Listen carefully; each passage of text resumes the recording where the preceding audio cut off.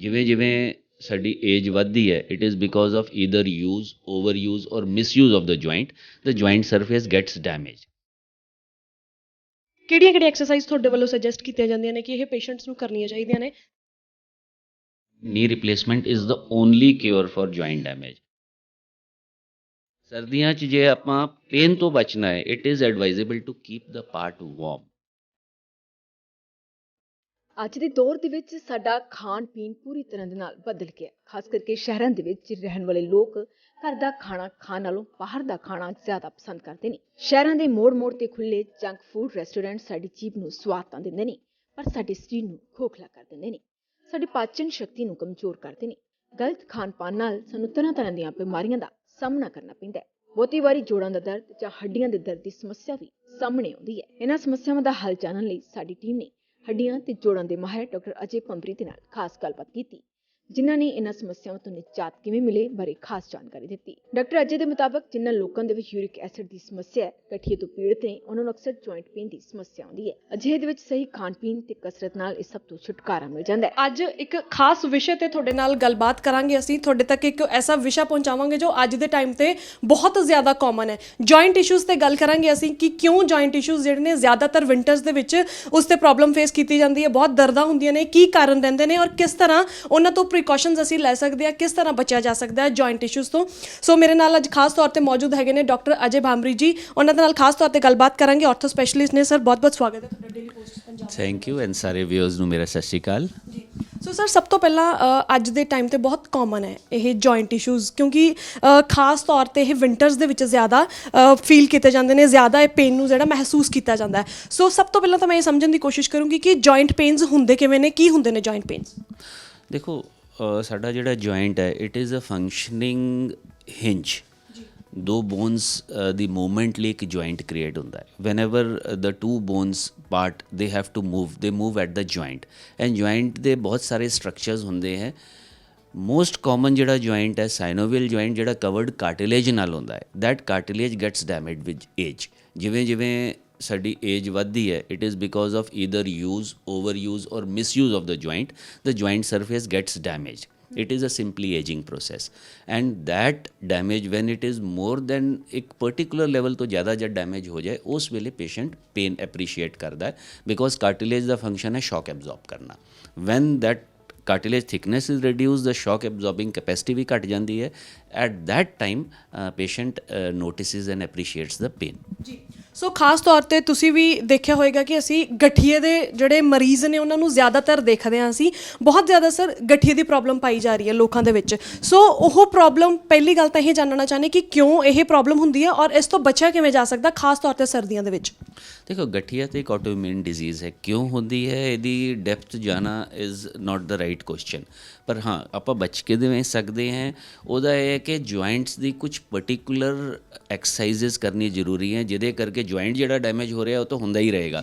But what we can do is ਕਿ we can strengthen the surrounding structures. ਜਿਵੇਂ muscles ਨੇ, muscles external shock absorber ਹੈ। ਜੇ ਆਪਣੇ ਮਸਲ ਸਟਰੈਂਥਨਿੰਗ ਐਕਸਰਸਾਈਜ਼ ਕਰਦੇ ਹੈ ਐਂਡ ਜੁਆਇੰਟ ਫਲੈਕਸੀਬਿਲਿਟੀ ਦੀ ਐਕਸਰਸਾਈਜ਼ ਕਰਦੇ ਹੈ, then the patient will be able to suppress the pain, what the pain he feels or she feels during the normal course of the routine of the day. The exercises of the muscles and exercises to gain the flexibility of the joint, ये दो main these are the key factors to keep your joints healthy and keep yourself pain free। So sir exercises, ਜਿਵੇਂ ਤੁਸੀਂ ਹੁਣ exercise ਦਾ ਜ਼ਿਕਰ ਕੀਤਾ ਹੈ, ਸੋ exercise ਦੀ duration ਕਿੰਨੀ ਰਹਿਣੀ ਚਾਹੀਦੀ ਹੈ? ਕਿਹੜੀਆਂ ਐਕਸਰਸਾਈਜ਼ਸ ਜਿਹੜੀਆਂ ਨੇ ਜੁਆਇੰਟ ਪੇਨਸ ਦੇ ਦੌਰਾਨ ਆਪਾਂ ਕਰ ਸਕਦੇ ਹਾਂ, ਜਾਂ ਫਿਰ ਗਠੀਏ ਦੀਆਂ ਬਹੁਤ ਸਾਰੀਆਂ ਪ੍ਰੋਬਲਮਸ ਜਿਹੜੀਆਂ ਅਸੀਂ ਦੇਖ ਰਹੇ ਹਾਂ, ਕਿਹੜੀਆਂ ਐਕਸਰਸਾਈਜ਼ ਤੁਹਾਡੇ ਵੱਲੋਂ ਸੁਜੈਸਟ ਕੀਤੀਆਂ ਜਾਂਦੀਆਂ ਨੇ ਕਿ ਇਹ ਪੇਸ਼ੈਂਟਸ ਨੂੰ ਕਰਨੀਆਂ ਚਾਹੀਦੀਆਂ ਨੇ ਜਿਸ ਨਾਲ ਰਿਲੀਫ ਫੀਲ ਹੋਵੇ? देखो, ਕਿਹੜੀਆਂ ਐਕਸਰਸਾਈਜ਼ ਕਹਿਣਾ ਤਾਂ ਡਿਫਿਕਲਟ ਹੈ, because every exercise is different for every joint. ਪਰ flexibility is range of motion exercise. ਜਿਹੜੀ ਮੂਵਮੈਂਟ ਹੈ ਕਿਸੇ ਵੀ ਜੁਆਇੰਟ ਦੀ, ਪੂਰੀ ਮੂਵਮੈਂਟ ਗੇਨ ਕਰਨ ਦੀ ਕੋਸ਼ਿਸ਼ ਕਰਨੀ ਚਾਹੀਦੀ ਹੈ। ਕੋਈ ਵੀ ਜੁਆਇੰਟ ਪੂਰਾ ਸਟ੍ਰੇਟਨ ਕਰੋ, ਦੈਨ ਪੂਰਾ ਬੈਂਡ ਕਰੋ। ਸੈਕੰਡਲੀ, ਸਰਾਊਂਡਿੰਗ ਮਸਲ ਜਿਹੜੇ ਆ, ਮਸਲ ਸਟਰੈਂਥਨਿੰਗ ਐਕਸਰਸਾਈਜ਼ ਕਰਨੀ ਚਾਹੀਦੀ ਹੈ। ਸ਼ੋਲਡਰ ਜੁਆਇੰਟਸ ਐਂਡ ਨੀ ਜੁਆਇੰਟਸ, ਇਹ ਦੋ ਕਾਮਨਲੀ ਜੁਆਇੰਟਸ ਹੈ ਰੋਮੇਟਾਇਡ ਵਿੱਚ ਇਫੈਕਟਡ ਹੁੰਦੇ ਨੇ। ਇਹਨਾਂ ਲਈ ਸ਼ੋਲਡਰ ਜੁਆਇੰਟ ਲਈ rolling exercise, slow rolling movement ਕਰਨੀ ਚਾਹੀਦੀ, that is a very good exercise for shoulder joint. And for knee joint cycling is a very good exercise. ਇਹ ਦੋ ਐਕਸਰਸਾਈਜ਼ ਜੇ ਆਪਾਂ ਕਰਦੇ ਹਾਂ ਤਾਂ ਸ਼ੋਲਡਰ ਐਂਡ ਨੀ ਅਸੀਂ ਹੈਲਦੀ ਰੱਖ ਸਕਦੇ ਹਾਂ, ਉਹਨਾਂ ਦੀ ਲਾਈਫ ਵੀ ਵਧਾ ਸਕਦੇ ਹਾਂ। About the other joints, joint specific exercise ਹੈ, ਡਿਪੈਂਡਿੰਗ ਕਿ ਕਿੰਨੀ ਕੁ ਪ੍ਰੋਬਲਮ ਹੈ ਅਤੇ ਕਿਸ ਤਰੀਕੇ ਦੀ ਪ੍ਰੋਬਲਮ ਹੈ, ਕਿਹੜੇ ਜੁਆਇੰਟ 'ਤੇ ਪ੍ਰੋਬਲਮ ਹੈ। But every exercise is aim to strengthen the muscles around the joints. Sir home remedies ਦਾ ਵੀ ਬਹੁਤ ਜ਼ਿਕਰ ਹੁੰਦਾ ਹੈ, ਕਿਹੜੀਆਂ ਤੁਹਾਡੇ ਹਿਸਾਬ ਨਾਲ ਹੋਮ ਰੈਮੇਡੀਜ਼ ਜਿਹੜੀਆਂ ਨੇ ਜੁਆਇੰਟ ਪੇਸ਼ੈਂਟਸ ਨੂੰ ਜਾਂ ਫਿਰ ਜਿਸ ਤਰ੍ਹਾਂ ਦੀਆਂ ਪ੍ਰੋਬਲਮਸ ਲੋਕ ਫੇਸ ਕਰਦੇ ਨੇ ਬੋਨਸ ਨਾਲ ਰਿਲੇਟਡ, ਕਿਹੜੀਆਂ ਹੋਮ ਰੈਮੇਡੀਜ਼ ਤੁਹਾਨੂੰ ਲੱਗਦਾ ਨੇ ਕਿ ਕੰਮ ਕਰ ਸਕਦੀਆਂ ਨੇ?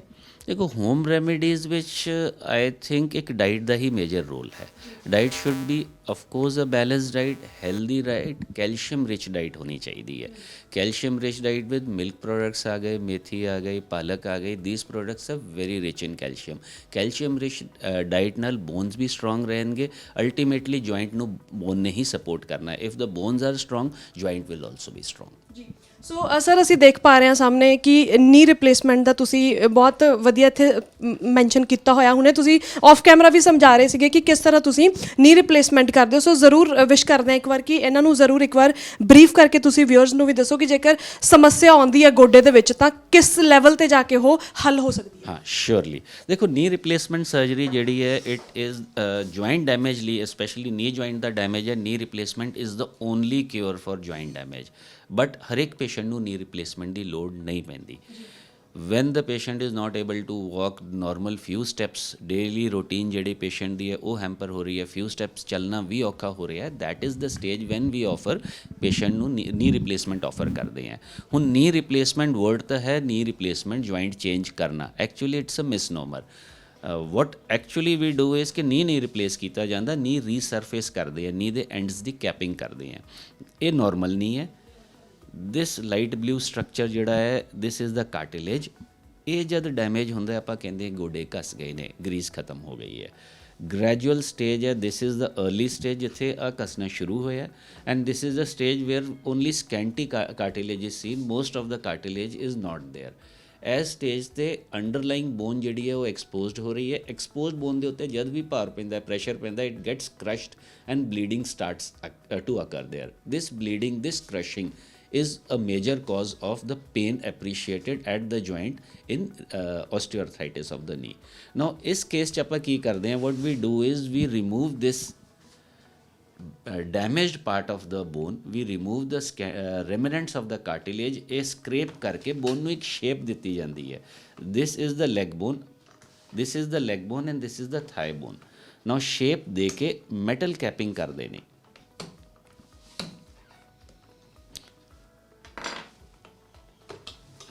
shape देके we cap it with a metal plate. This is the leg bone and another cap is placed over the thigh bone end, and this cap is pasted with bone cement, and once that this gets pasted over the bone end, ਉਸ ਤੋਂ ਬਾਅਦ what we do is ਕਿ artificial cartilage insert, this is a polyethylene part ਜਿਹਨੂੰ ਆਪਾਂ artificial cartilage layman language ਕਹਿ ਸਕਦੇ ਹਾਂ, this is inserted inside it, and this is the shape, ਇਹ shape ਹੈ joint the after the surgery, this is the joint before the surgery.